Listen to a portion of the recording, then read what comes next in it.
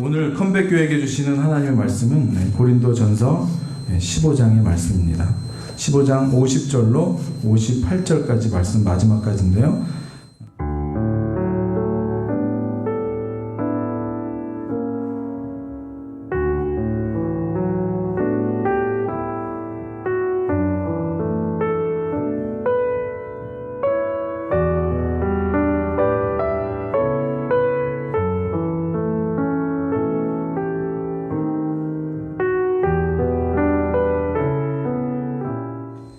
우리 옆 사람에게 이렇게 말해주세요. 견실하여 흔들리지 말자. 흔들리지 말자. 네, 흔들리면 안 됩니다. 이 세상에. 네. 사랑하는 여러분, 일주일 동안 또 얼마나 수고들이 많으셨습니까? 또 어디 아프신 분들은 없는지. 오늘 그냥 구구절절히 기도가 그냥 가슴에 팍팍팍 박히는데요. 여러분들의 삶 속에 오늘 이 말씀을 통하여 영원한 승리를 우리에게 허락하신 주님, 그 주님과 날마다 견실하여 흔들리지 않는 믿음의 사람들 되기를 주의 이름으로 축복합니다. 여러분, 우리가 태어나면서부터 물론 미국에서 자란 사람들은 조금 다를지 모르겠지만 한국에서 이렇게 생활하는 사람들 보면은 태어나면서부터 세상 속에 살아가는 그 순간부터 어찌 보면 살아남기 위해서 보이지 않는 컴피티션, 경쟁 속에서 우리가 살아가는 것 같습니다. 세상 논리는 살아남기 위해서 우리가 어떻게 해야 돼요? 다른 사람은 나의 경쟁 대상자일 뿐이죠. 일하는 것도 그렇고 상대를 제치고 올라서야지 되는 것입니다. 제가 요즘에 뉴스를 보니까요, 신문들을 보니까 지금은 서울대를 졸업하고도 잡을 잡지 못한 사람들이 너무나 넘쳐난다고 합니다. 그래서 청년 실업률이 이게 참 사회 문제로 대두되고 있더라고요. 그래서 신조어가 나왔는데 몇 년 전부터 불려지는 소리죠. 헬조선이라고 해서 한국을 정말 이 부조리한 한국의 현실들 직설적으로 상징하는 이런 신조어가 생길 정도로 지옥 같다는 것이죠. 사는 것이. 왜 그렇습니까? 여러분, 유례 없이 한국에서는 정말로 가장 많이 유학을 보내고 가장 학력이 더 높아지고 제일 똑똑하고 외국어도 능통하고 거의 모든 사람들이 대학을 나왔을 정도로, 그리고 이제 웬만하면은 할리우드 무비 정도는 자막 없이도 다 볼 수 있는, 악기 하나쯤은 다 다르고 평균 신장도 굉장히 커졌고 얼굴도 얼마나 잘생기고 이쁩니까? 그렇지만 이런 시대를 살아가는 이 많은 젊은이들이 정말 이렇게 제대로 된 잡을 찾지 못하고, 옛날에는 우리 부모님들은 정말 이렇게 뭐 하나 똑똑한 거 하나만 있어도 평생 잘 이렇게 먹고 살았는데, 요즘 젊은이들은 많은 스펙을 갖추고도 먹고 사는 일이 이렇게 힘들어서 결혼도 못하고 집도 못 사고 아기도 낳기 힘든 그런 상황 속에 살아가고 있다는 것이죠. 그래서 이런 시대를 살아가고 있는 직장을 찾는 젊은이들에게 김정태 씨가 쓴 그 책 중에 스토리가 스펙을 이긴다라고 하는 내용에 보면 이런 내용이 실려 있더라고요. 사람의 마음을 움직이는 것은 실패가 없는, 즉 스펙이 아니라 실패에도 불구한 성공이다. 그래서 스펙을 많이 쌓는 것보다 더 중요한 것이 어떤 어려움도 실패도 그런 좌절도 경험해보고 맛보고 그것을 딛고 경험하여 일어선 사람들을 더 사회에서도 선호한다. 뭐 이런 얘기를 책에 썼더라고요. 여러분, 오늘 우리가 말씀을 이렇게 읽어보면서 주님께서 우리에게 주신 최후의 그 승리는 실패 없는 승리가 아니었었습니다. 여러분, 우리가 가만히 생각해 보면은 요즘 젊은이들이 스펙을 많이 쌓고 실패 없이 승승장구하려고 하죠. 모든 일 하는 일마다 잘 되기를 원하고 그렇기 위해서 더 많은 스펙을 쌓고. 그렇지만 오늘 이 저자가 얘기하는 것은 실패가 없는 승리는 그것은 의미가 없다는 것이죠. 그리고 그런 많은 사람들에게 어떠한 그런 장점과 메리트가 될 수가 없다는 거예요. 요즘의 사람들에게 있어서. 여러분, 우리가 그 신약의 시대 때를 봐도 그렇고 구약의 때를 봐도 그렇고 사람들은 예수님의 때에 사람들은 무엇을 쫓았습니까? 사람들은 어찌 보면 예수님께서 놀라운 기적과 이적을 행했을 때는 수많은 사람들이 오병이어의 기적을 일으키시고 무리를 걸으시고 많은 하나님이 앉은 뱅이를 일으키시고 눈먼 자를 뜨게 했을 때는 그 많은 사람들이 예수님을 따랐죠. 그런데 예수님께서 십자가의 길을 걸어가실 때는 그 많이 따르던 사람들은 다 흩어져 버리고 맙니다. 어찌 보면 우리는 실패 없는 스펙, 실패 없는 성공을 우리는 생각하지만 예수 그리스도께서 이루신 십자가의 승리를 보면은 세상 사람들이 보기에는 실패였습니다. 연약함이었습니다. 능력 있게 승승장구하면서 실패 없는 승리가 그럴듯해 보이지만은 그것이 스펙처럼 보이지만은 그것은 오히려 어떤 어려움에 교만함으로 넘어지고 쓰러지고 결국 패망으로 이끌어질 수밖에 없는 그런 것들일 수밖에 없다는 것입니다. 예수님이 지신 오늘 그 십자가는 세상 사람들의 눈에는 실패로 보였을 거예요. 결국 죽음을 이기시고 부활하신 구원을 완성시킨 최후의 승리, 영원한 승리를 십자가에서 주님은 이루신 것입니다. 아멘. 세상이 가르치는 성공과 주님이 말씀하시는 이 승리의 삶은 완전히 달라요. 여러분, 오늘 우리가 사업에서 성공하고 경쟁에서 이겼고 놀라운 성과와 놀라운 열매들을 거뒀다고 해서 그것이 우리가 결국 최종 승리를 얻은 것입니까?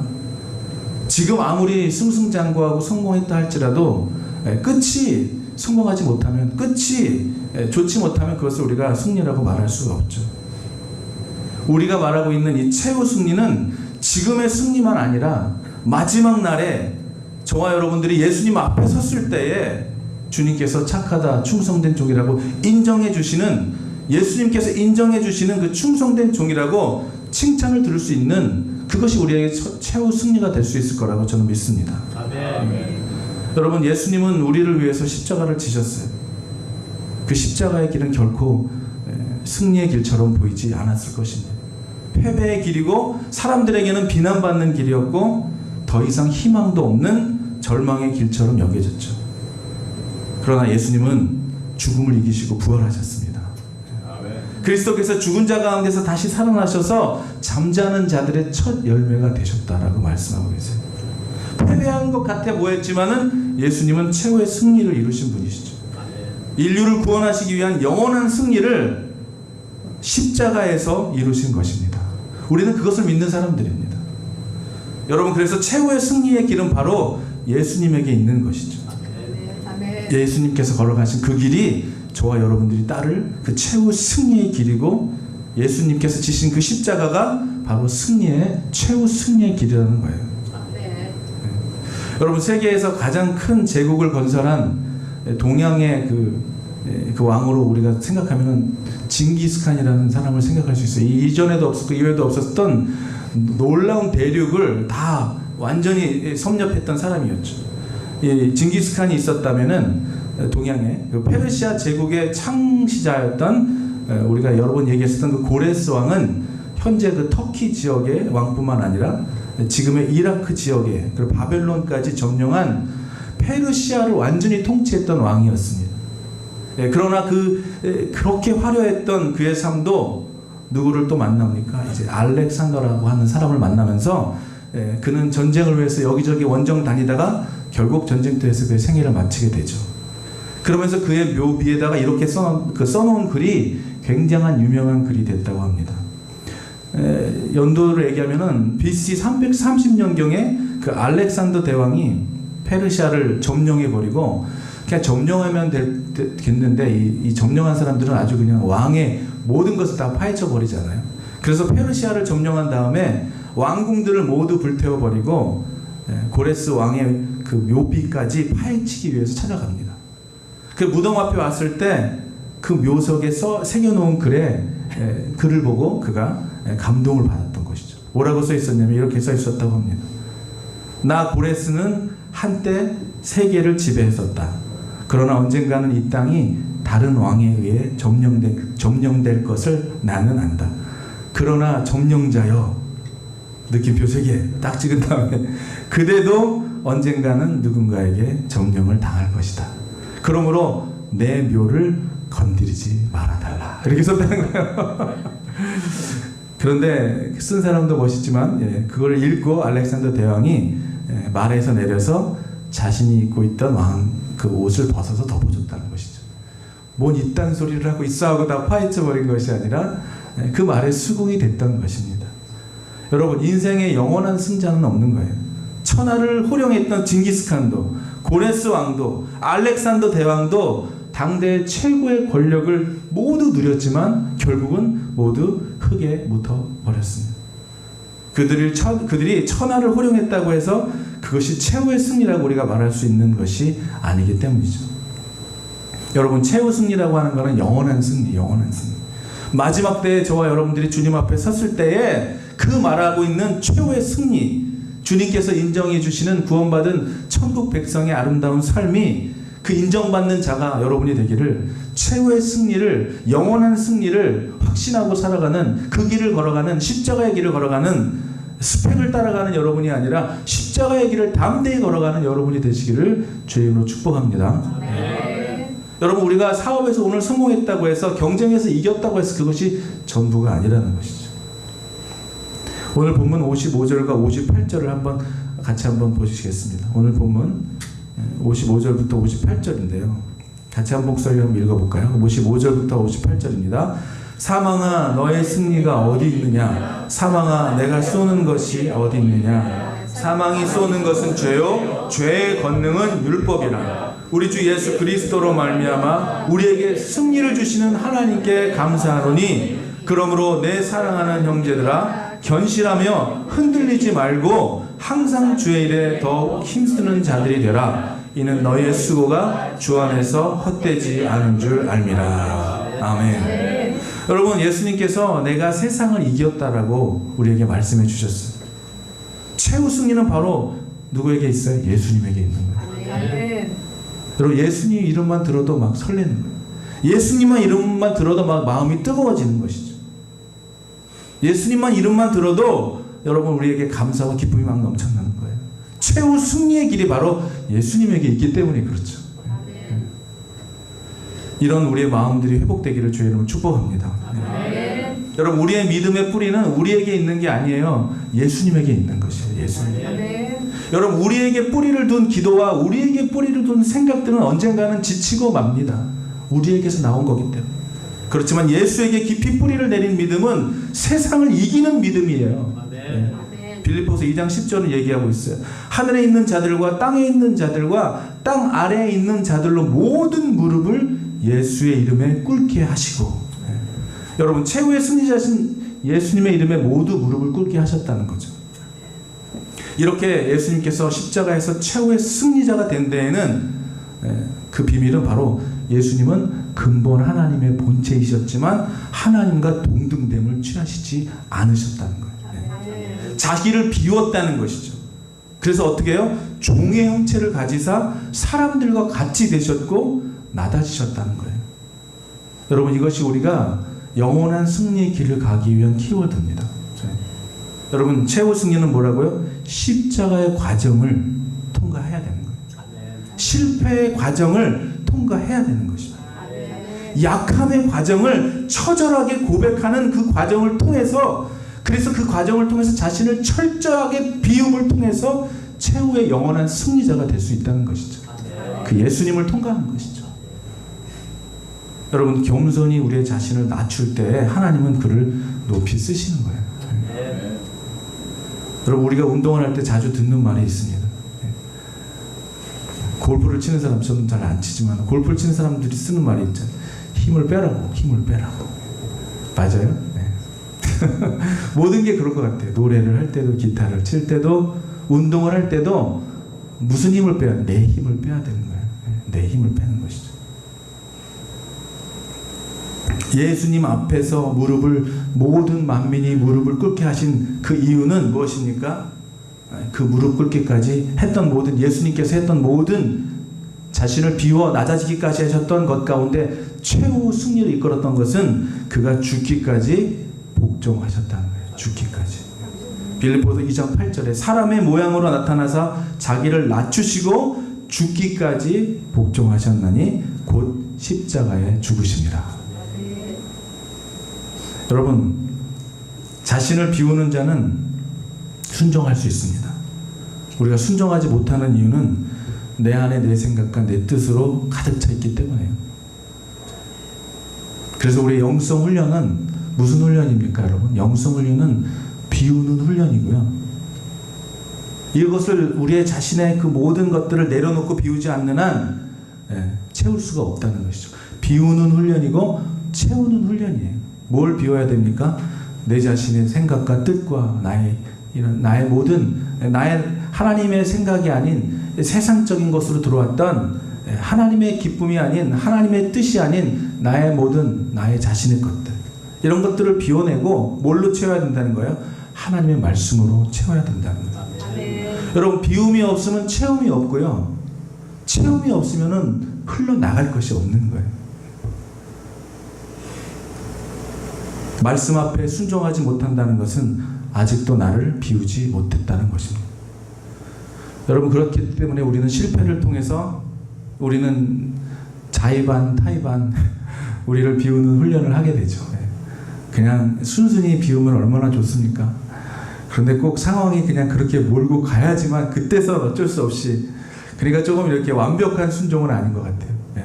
완벽한 순종은 모든 것을 다 갖추고도 그 자리에서 내려올 수가 있어야 되는데, 꼭 내려와지면은 그때 그냥 자의반 타의반으로 순종할 때가 많이 있는 것이죠. 약함을 통해서, 그리고 여러 가지 또 아픔과 고통을 통해 우리는 비우는 훈련을 받게 되는 것이죠. 여러분, 우리가 비워야 순종할 수가 있어요. 그렇지 않아요? 우리께 너무 가득 가지고 있고 그것을 놓기 싫어하는 한 하나님의 것을 채울 수가 없는 것입니다. 요즘에는 우리가 맨날 말로 하죠. 포스트 모더니즘 시대다라고 살아가는데, 그 포스트 모더니즘이 말하고 있는 거는 There's no absolute thing, 절대적인 것이 없다고 주장하는 거예요. 거기에 나타나는 특징은 뭐냐면은 권위에 대한 거부감입니다. 나이가 많다고 무조건 그 사람에게 고개를 숙이지 않는 거예요. 학교 선배라고 무조건 따르지 않는 거예요. 머리로 이해되고, 여러분 잘 들어보세요. 머리로 이해되고 마음의 감동이 일어나지 않으면 움직이지 않는다는 거예요. 여러분, 근데 믿음의 사람은 어때야 됩니까? 하나님은 우리가 보기에 이해가 되지 않는 것을 통해서 우리를 시험하실 때가 있어요. 그럼에도 불구하고 우리가 순종하기를 원하십니다. 여러분, 성경에 나와 있는 하나님이 부르시는 사람들이 일어났던 일들을 보시면 그게 다 우리가 정상적인 사람의 생각으로 이해가 되는 일들이에요. 하나밖에 없는 아들을 바치라고 하지를 않나. 우리가 이해할 수 없는 일들을 통해가지고 하는, 여러분, 우리가 만약에 하나님께 순종하는 일이 내 마음으로 감동이 오고 이해가 다 돼서 순종한다면 그것은 온전한 순종이라고 볼 수가 없는 거예요. 그건 누구나 할 수 있는 순종이죠. 여러분, 진정으로 순종하는 것은 무엇입니까? 가나의 혼인잔치에서 와인이 떨어졌을 때 항아리에 술 대신 물을 채우라고 한 그 말도 안 되는 말에 온전히 순종했던 것이죠. 온전히 순종한 것이었어요. 내 생각과 내 마음과 경험과 생각을 비우고 순종할 때 주님이 저와 여러분을 통해서 기적을 경험하게 하시는 거예요. 여러분, 기적을 이해하려고 하면 안 돼요. 기적은 이해하면 그건 기적이 아니에요. 이해가 되면 기적은 아니에요. 이해할 수 없는 일이기 때문에 기적이라고 말하는 것이죠. 그 이해할 수 없는 일이 저와 여러분들의 삶에 이루어지려면 우리가 이해할 수 없는 일들 가운데 우리가 순종과 복종이 우리에게 있어야 된다는 것입니다. 머리로 이해하고 마음에 감동해서 움직이는 그것은 순종이라고, 온전한 순종이라고만 볼 수는 없는 것입니다. 여러분, 우리가 처음 말했던 윈윈 이 시츄에이션을 살아가려면 우리가 말씀 앞에, 하나님의 말씀 앞에, 하나님께서 주시는 그 말씀 앞에 순종하며 살아가야 한다는 것이죠. 하나님의 말씀을 순종하는 사람들, 말씀에 복종하여 그 말씀을 이루며 실천하며 살아가는 사람들 가운데 나도 이기지만 상대방도 승리를 거둬주는 그런 삶을 살아갈 수 있다는 것입니다. 우리가 이 말을 의사소통을 하기 위해서 미국에서 영어도 배우지만 한국에서도 한국말을 배우며 살아가면서 부모와 자식 간에도 세상 속에서 커뮤니케이션을 하기 위해서 우리가 수많은 그 날들을 읽고 쓰는 것을 우리가 배우고 살아갑니다. 그런데 우리는 말하고 쓰는 거, 이런 것들을 많이 훈련하고 배우지만은 우리가 참 듣는 훈련을 참 못하고 살아갑니다. 여러분, 우리가 상대방을 듣고 그 사람의 입장이 되어보고 나의 상황과 나의 환경대로 말하는 것이 아니라 상대방의 상황과 환경을 이해할 수 있는 마음으로 듣고 말하는 것이죠. 여러분, 사람의 말을 들을 때도요, 4가지 태도가 있다고 합니다. 처음에는 그냥 이그노링 하는 거예요. 무시해버리는 거예요. 두 번째는 pretending, 듣는 척만 하는 것입니다. 듣는 척, 그래, 맞아, 듣는 척만 하는 것이죠. 세 번째는 셀렉티브 리스닝. 뭐예요? 듣고 싶은 것만 듣는 거예요. 자기가 원하는 것, 내 마음에 드는 것만 듣는 것이죠. 네 번째는 바로 예수님께서 우리에게 들으셨던 empathic listening. 상대방을 이해하려고 낮은 자세로 듣는 것이죠. 그 사람의 입장으로 들어가서 듣는 거예요. 그 사람의 감정을 듣는 거예요. 그 사람의 뜻을 헤아려 보도록 듣는 것입니다. 여러분, 주님께서는 이런 자세로 우리를 사랑해 주셨어요. 먼저 사랑해 주셨어요. 성경 66권의 중심 사상은 바로 하나님이 백성들을 향한 하나님의 사랑을 우리에게 잊지 말라고 증거하고 있는 내용들입니다. 여러분, 주님이 여전히 저와 여러분들을 사랑하고 계십니다. 그리고 여러분들을 집중하여 듣고 계세요. 여러분들의 마음을 이해하려고, 또 여러분들이 영원한 승리의 십자가의 그 길을 가게 하시려고 지금도 꾸준히 저와 여러분에게 동행하시며 말씀해주고 계십니다. 여러분, 세상 속에 모든 것이 지금 어두워지고 낙심시키는 목소리들 뿐이지만, 어떠한 그냥 비상구도 없는 것처럼 보이지만, 여러분, 우리가 기억해야 돼요. 주님은 여러분을 지금도 여러분과 함께 하시고 동행하시며 최후 승리를 이룰 그때까지 예수님께서 이미 죽음을 이기시고 부활하셔서 천열마가 되셔서 예수를 믿고 영접하고 예수님과 함께 동행하는 자들을 통하여 여러분, 구원의 문을, 또 영원한 승리의 길을 이미 이루어 놓으셨다는 것을 확신하며 그 길을 담대히 믿음으로 여러분, 실망치 않으며 낙심치 않으며 좌절치 않으며 그 길을 걸어가시는 여러분들이 되기를 주의 이름으로 축복합니다. 여러분, 우리에게 승리를 주신 그 주님, 우리가 승리한 자들이기 때문에 우리가 그런 승리한 하나님을 잃어버리는 자들, 오늘 우리 사랑하는 영웅제님이 기도하신 것처럼 그 잃어버린 자들이 승리할 수 있도록 여러분, 그런 하나님의 대사의 역할을 하며 살아가는 거예요. 내가 살았으면 남도 살리는, 생명을 얻었으면 생명을 전하는 자들이 되어야 한다는 것입니다. 세상을 이기시고 죽음을 이기시고 부활하신 그 예수님이 우리를 위해 이루신 그 영원한 승리, 영원한 생명을 얻고 누리며 영원한 승전보를 세상에 기쁨으로 선포하라고, 알리는 자의 삶을 살아가라고 오늘 저와 여러분들에게 말씀해 주시는 거예요. 영원한 승리를 우리에게 허락하신 주님께서 저와 여러분에게 이 영원한 승리의 길을 걸어가는 자들을 부르시라고 우리를 컴백교회를 부르셨. 그 분명한 이유를 오늘 영상 하나를 통해 우리 잠깐 보면서 오늘 기도하며 마쳤으면 좋겠습니다. 같이 잠깐 보겠습니다.